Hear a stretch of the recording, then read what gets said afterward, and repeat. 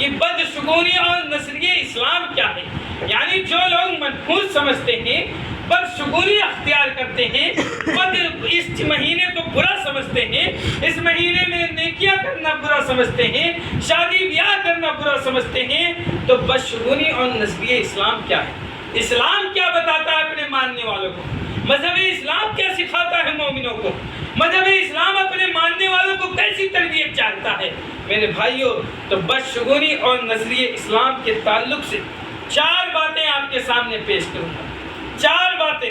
سب سے پہلی بات یہ ہے کہ سب سے پہلے اس بات کا یقین ضروری ہے کہ انسان نے جو بھی عمل کیا ہے وہ رب تعالیٰ نے پہلے سے لکھ رکھا ہے.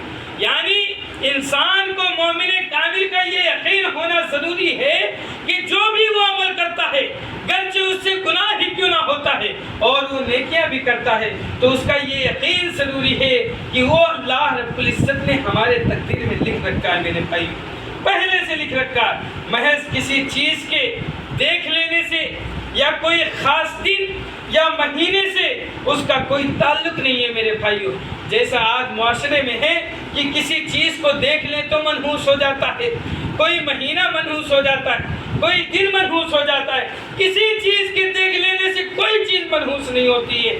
جیسا کہ اللہ رب العزت نے قرآن مجید کے اندر ارشاد فرماتا ہے: ما اصاب من مصیبت فی الارض ولا فی انفسکم الا فی کتاب من قبل ان نبرأها. کہ کوئی مصیبت نہ زمین پر پہنچتی ہے نہ تمہاری جانوں پر، مگر وہ ایک کتاب میں ہے اس سے پہلے کہ ہم سے پیدا کرے. اللہ رب العزت نے لکھ دیا ہے. میرے بھائی، ما اصاب من مصیبت فی الارض، کوئی مصیبت زمین پر نہیں آتی ہے، کوئی مصیبت زمین کے لوگوں پر نہیں آتی ہے، ولا فی انفسکم، اور نہ تمہاری جانوں پر آتی ہے، الا فی کتاب، مگر جو کہ کتاب میں لکھ دیا ہے، من قبل ان نبرأها، قبل اس کے کہ ہم اس سے پیدا کریں. میرے بھائیوں، ہمارے اور آپ کو پیدا کرنے سے پہلے اللہ رب العزت نے 50,000 سال پہلے ہمارے تقدیر میں لکھ دیا ہے کہ کون بندہ کتنی نیکیاں کرے گا، کتنی گناہ کرے گا، کتنی چوری چکئی کرے گا،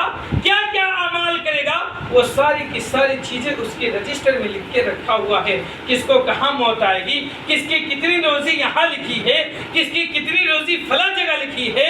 تو پہلی بات یہ ہے کہ ہمارا اور آپ کا یقین ہونا چاہیے جو بھی ہم عمل کرتے ہیں وہ اللہ رب العزت نے پہلے سے لکھ رکھا